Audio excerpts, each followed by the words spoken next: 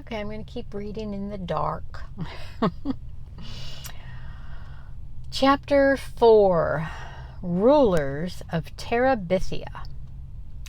Because school had started on the first Tuesday after Labor Day, it was a short week. It was a good thing because each day was worse than the one before. Leslie continued to join the boys at recess, and every day she won. By Friday, a number of the 4th and 5th grade boys had already drifted away to play King of the Mountain on the slope between the two fields. Since there were only a handful left, they didn't even have to have heats, which took away a lot of the suspense.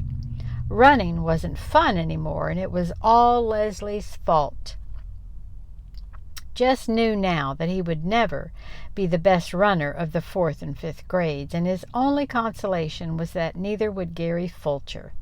They went through the motions of the contest on Friday, but when it was over and Leslie had won again, everyone sort of knew without saying so that it was the end of the races. At least it was Friday, and Miss Edmonds was back.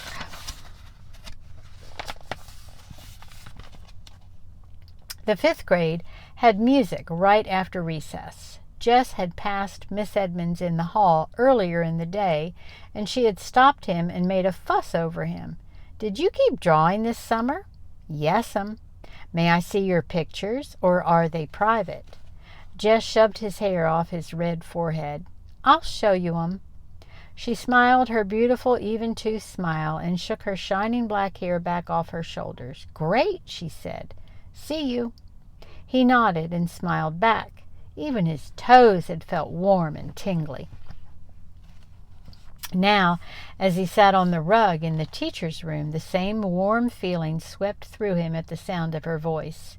Even her ordinary speaking voice bubbled up from inside her, rich and melodic. Miss Edmonds fiddled a minute with her guitar, talking as she tightened the strings to the jingling of her bracelets and the thrumming of chords. She was in her jeans, as usual, and sat there cross-legged in front of them, as though that was the way teachers always did.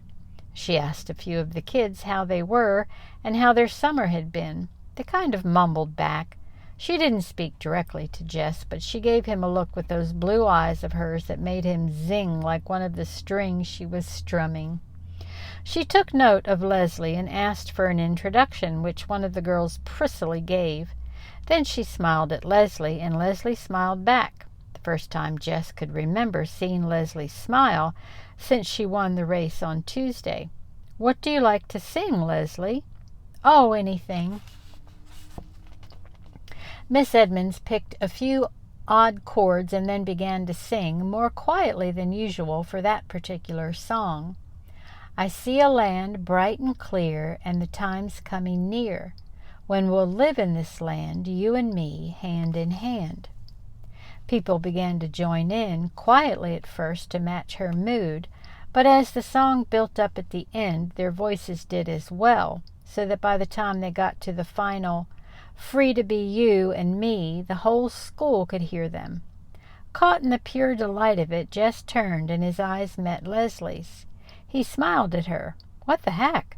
There wasn't any reason he couldn't. What was he scared of, anyhow? Golly, sometimes he acted like the original yellow-bellied sapsucker. He nodded and smiled again. She smiled back. He felt there in the teacher's room that it was the beginning of a new season in his life, and he chose deliberately to make it so. He did not have to make any announcement to Leslie that he had changed his mind about her. She already knew it. She plunked herself down beside him on the bus and squeezed over closer to him to make room for Maybelle on the same seat.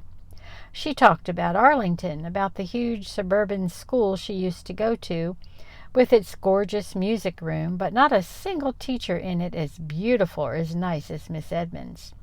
"You had a gym?" "Yeah, I think all the schools did, or most of them anyway." She sighed. "I really miss it. I'm pretty good at gymnastics." "I guess you hate it here." "Yeah." She was quiet for a moment, thinking. Jess decided about her former school, which he saw as bright and new with a gleaming gymnasium larger than the one at the consolidated high school. I guess you had a lot of friends there, too. Yeah. Why'd you come here? My parents are reassessing their value structure. Huh? They decided they were too hooked on money and success. So they bought that old farm and they're going to farm it and think about what's important. Jess was staring at her with his mouth open. He knew it and he couldn't help himself. It was the most ridiculous thing he had ever heard. But you're the one that's got to pay. Yeah. Why don't they think about you? We talked it over, she explained patiently. I wanted to come too. She looked past him out the window. You never know ahead of time what something's really going to be like. The bus had stopped. Leslie took Maybelle's hand and led her off. Jess followed, still trying to figure out why two grown people and a smart girl like Leslie wanted to leave a comfortable life in the suburbs for a place like this. They watched the bus roar off. You can't make a go of a farm nowadays, you know, he said finally. My dad has to go to Washington to work, or we wouldn't have enough money. Money is not the problem. Sure, it's the problem. I mean, she said stiffly, not for us. It took him a minute to catch on. He did not know people for whom money was not the problem. Oh, he tried to remember not to talk about money with her after that. But Leslie had other problems at Lark Creek that caused more of a rumpus than lack of money. There was the matter of television. It started with Mrs. Myers reading out loud a composition that Leslie had written about her hobby. Everyone had had to write a paper about his or her favorite hobby. Jess had written about football, which he really hated, but he had enough brains to know that if he said drawing, everyone would laugh at him. Most of the boys swore that watching the Washington Redskins on TV was their favorite hobby. The girls were divided. Those who didn't care much about what Mrs. Myers thought chose watching game shows on TV, and those like Wanda K. Moore, who were still aiming for A's, chose reading good books. But Mrs. Myers didn't read anyone's paper out loud, except Leslie's. I want to read this composition aloud for two reasons. One, it is beautifully written, and two, it tells about an unusual hobby for a girl. Mrs. Myers beamed her first-day smile at Leslie. Leslie stared at her desk. Being Mrs. Myers' pet was pure poison at Lark Creek. Scuba Diving by Leslie Burke. Mrs. Myers' sharp voice cut Leslie's sentences into funny little phrases, but even so, the power of Leslie's words drew Jess with her under the dark water. Suddenly he could hardly breathe. Suppose you went under and your mask filled all up with water and you couldn't get to the top in time. He was choking and sweating. He tried to push down his panic. This was Leslie Burke's favorite hobby. Nobody would make up scuba diving to be their favorite hobby if it wasn't so. That meant Leslie did it a lot. That she wasn't scared of going deep down into a world of no air and little light. Golly, he was such a coward. How could he be all in a tremble just listening to Mrs. Myers read about it? He was worse a baby than Joyce Ann. His dad expected him to be a man, and here he was letting some girl who wasn't even 10 yet scare the liver out of him by just telling what it was like to sightsee underwater. Dumb, dumb, dumb. I am sure, Mrs. Myers was saying, that all of you were as impressed as I was with Leslie's exciting essay. Impressed? Golly, he'd nearly drowned. In the classroom there was a shuffling of feet and papers. Now I want to give you a homework assignment, muffled groans, that I'm sure you'll enjoy, mumblings of unbelief. Tonight on Channel 7 at 8 p.m. there's going to be a special about a famous underwater explorer, Jacques Cousteau. I want everyone to watch. Then write one page telling what you learned. A whole page? Yes. Does spelling count? Doesn't spelling always count, Gary? Both sides of the paper? One side will be enough, Wanda Kay, but I will give extra credit to those who do extra work. Wanda Kay smiled primly. You could already see 10 pages taking shape in her pointy head. Mrs. Myers. Yes, Leslie? Golly, Mrs. Myers was liable to crack her face if she kept up smiling like that. What if you can't watch the program? You inform your parents that it is a homework assignment. I am sure they will not object. What if...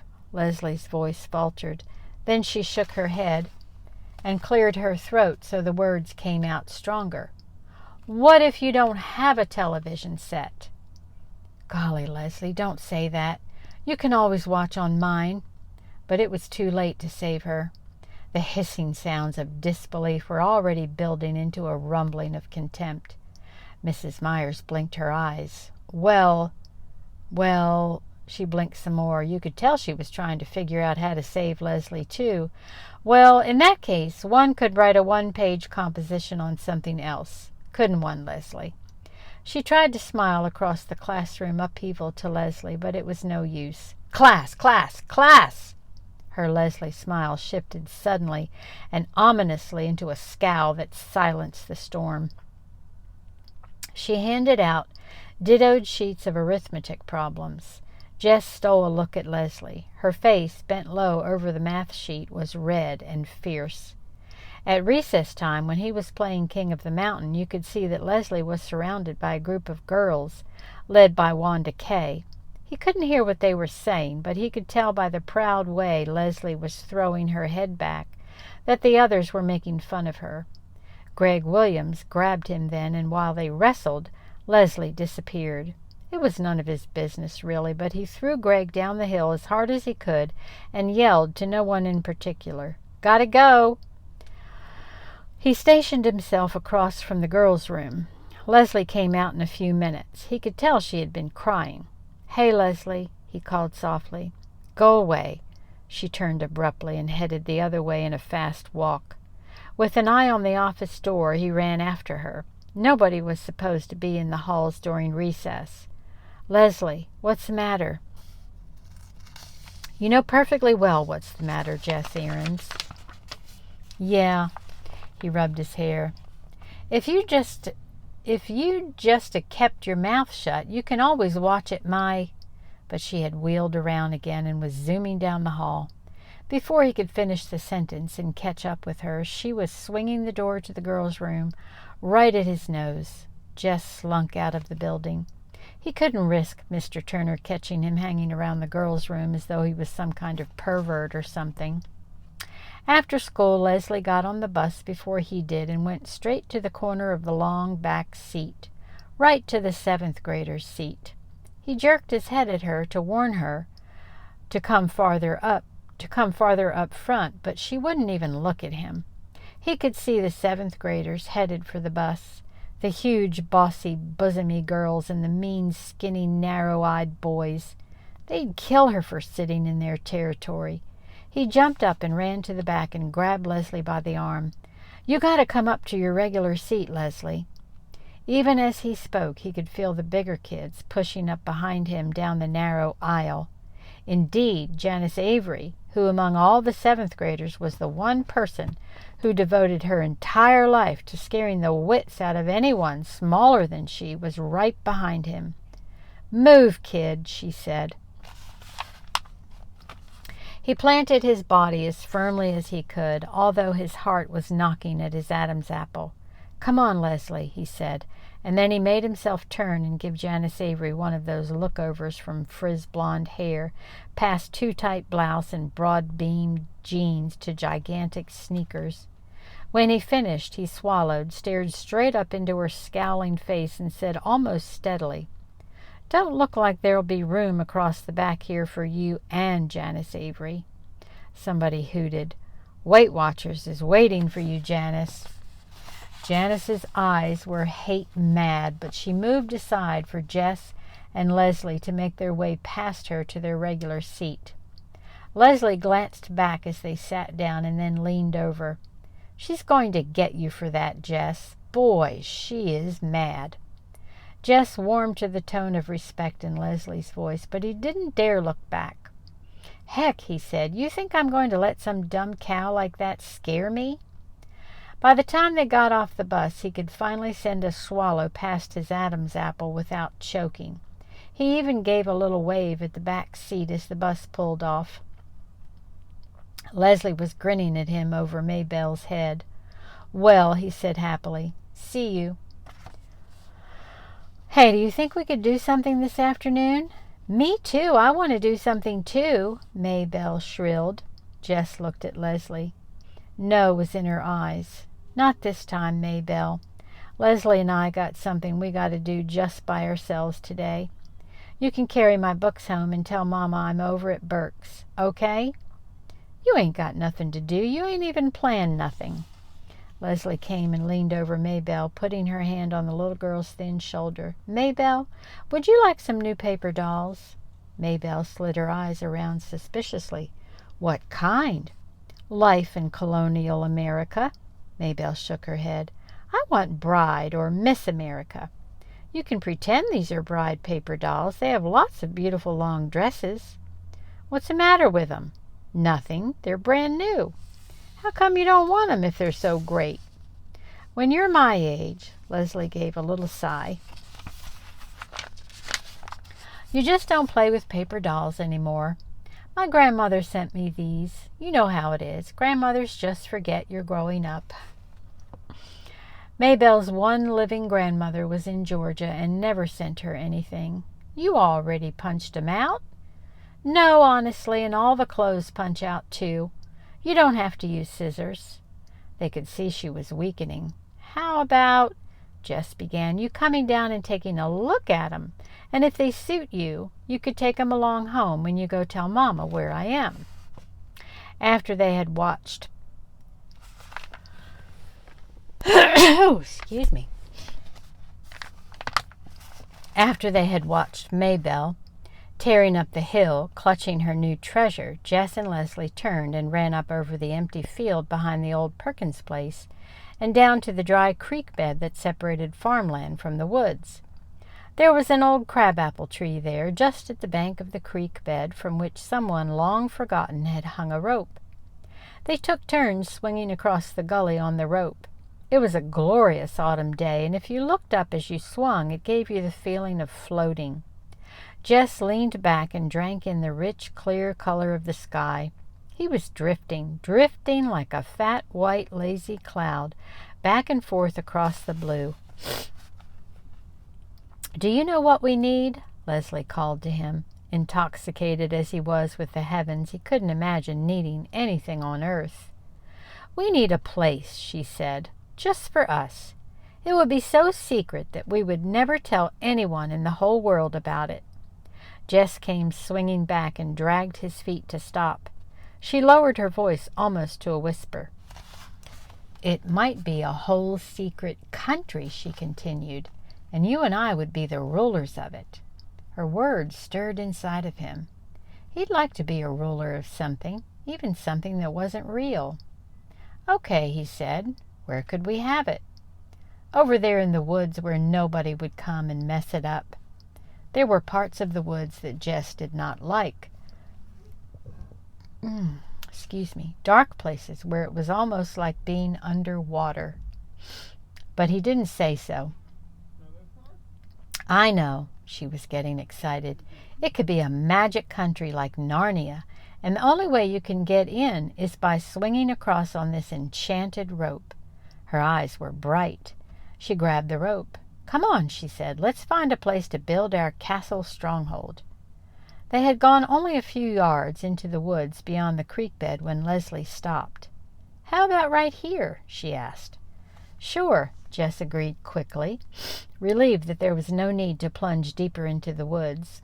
He would take her there, of course, for he wasn't such a coward that he would mind a little exploring now and then, farther in amongst the ever-darkening columns of the tall pines. But as a regular thing, as a permanent place, this was where he would choose to be. Here where the dogwood and redbud played hide-and-seek between the oaks and evergreens, and the sun flung itself in golden streams through the trees to splash warmly at their feet. "Sure," he repeated himself, nodding vigorously. The underbrush was dry and would be easy to clear away. The ground was almost level. "This'll be a good place to build." Leslie named their secret land Terabithia, and she loaned Jess all of her books about Narnia so he would know how things went in a magic kingdom, how the animals and the trees must be protected, and how a ruler must behave.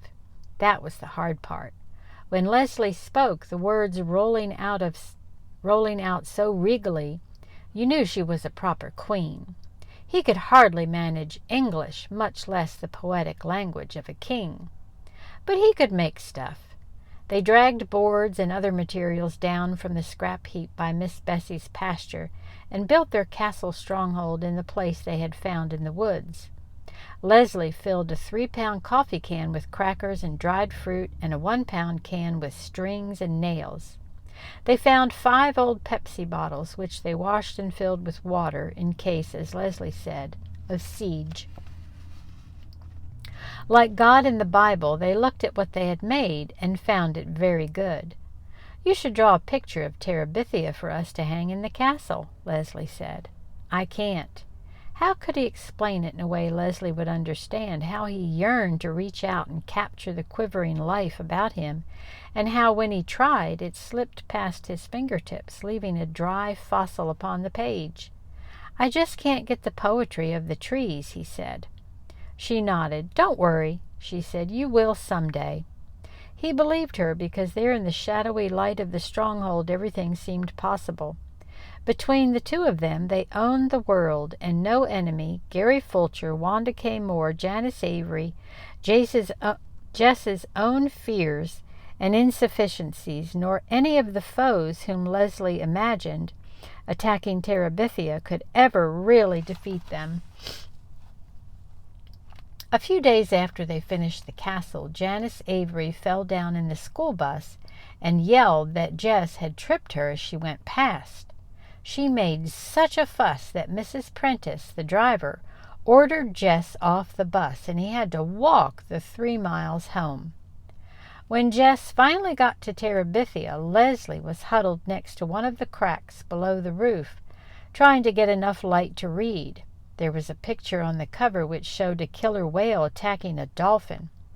"What you doing?" He came in and sat beside her on the ground.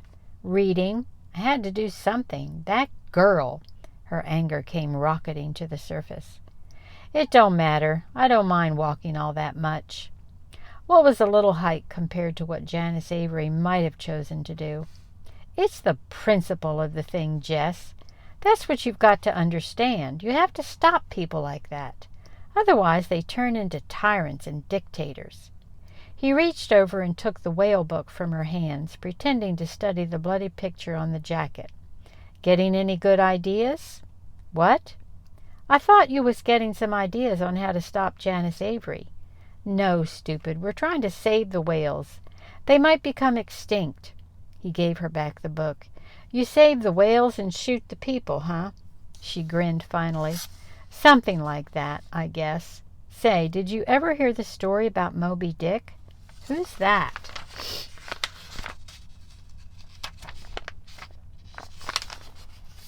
"Well, there was once this huge white whale named Moby Dick," and Leslie began to spin out a wonderful story about a whale and a crazy sea captain who was bent on killing it. His fingers itched to try to draw it on paper. Maybe if he had some proper paints he could do it. There ought to be a way of making the whale shimmering white against the dark water. At first they avoided each other during school hours, but by October they grew careless about their friendship. Gary Fulcher, like Brenda, took great pleasure in teasing Jess about his girl-friend. It hardly bothered Jess. He knew that a girl-friend was somebody who chased you on the playground and tried to grab you and kiss you. He could no more imagine Leslie chasing a boy than he could imagine Mrs. Double-Chinned Myers shinning up the flagpole. Gary Fulcher could go to you-know-where and warm his toes. There was really no free time at school except recess, and now that there were no races, Jess and Leslie usually looked for a quiet place on the field and sat and talked. Except for the magic half hour on Fridays, recess was all that Jess looked forward to at school. Leslie could always come up with something funny that made the long days bearable. Often the joke was on Mrs. Myers. Leslie was one of those people who sat quietly at her desk, never whispering or daydreaming or chewing gum, doing beautiful schoolwork, and yet her brain was so full of mischief that if the teacher could have once seen through that mask of perfection, she would have thrown her out in horror. Jess could hardly keep a straight face in class, just trying to imagine what might be going on behind that angelic look of Leslie's. One whole morning, as Leslie had related it at recess, she had spent imagining Mrs. Myers on one of those fat farms down in Arizona. In her fantasy, Mrs. Myers was one of the foodaholics who would hide bits of candy bars in odd places, up the hot water faucet, only to be found out and publicly humiliated before all the other fat ladies. That afternoon, Jess kept having visions of Mrs. Myers dressed only in a pink corset being weighed in. "You've been cheating again, Gussie," the tall, skinny directress was saying. Mrs. Myers was on the verge of tears. "Jessie Aarons," the teacher's sharp voice punctured his daydream. He couldn't look Mrs. Myers straight in her pudgy face. He'd crack up. He set his sight on her uneven hemline. "Yes'm?"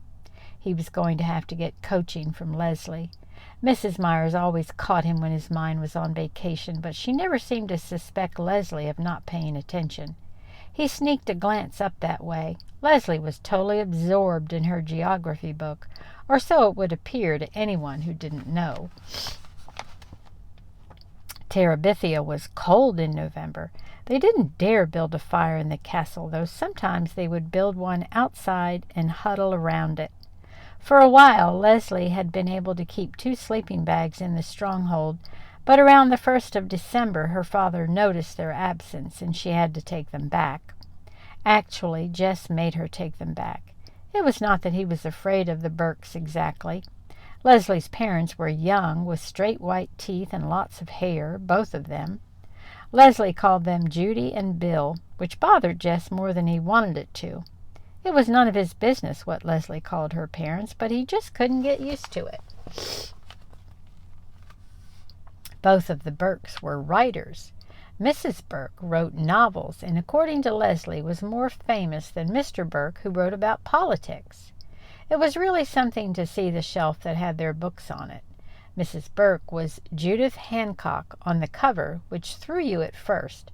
But then if you looked on the back, there was her picture looking very young and serious. Mr. Burke was going back and forth to Washington to finish a book he was working on with someone else. But he had promised Leslie that after Christmas he would stay home and fix up the house, and plant his garden and listen to music and read books out loud and write only in his spare time. They didn't look like Jess's idea of rich, but even he could tell that the jeans they wore had not come off the counter at Newberry's. There was no TV at the Burkes, but there were mountains of records and a stereo set that looked like something off Star Trek. And although their car was small and dusty, it was Italian and looked expensive, too.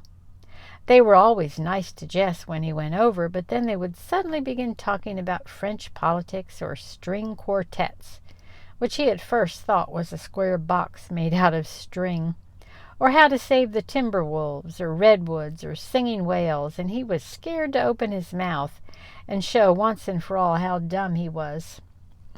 He wasn't comfortable having Leslie at his house either. Joyce Ann would stare, her index finger pulling down her mouth and making her drool.